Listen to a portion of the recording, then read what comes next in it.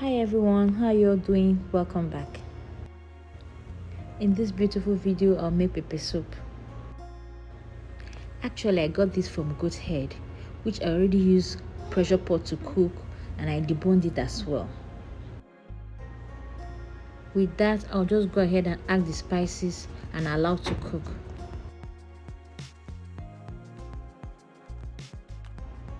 First, I'll start by adding seasoning cube,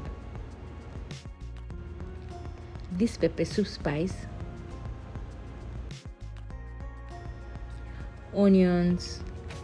Please, if you don't like onions, you can skip this part. Add water.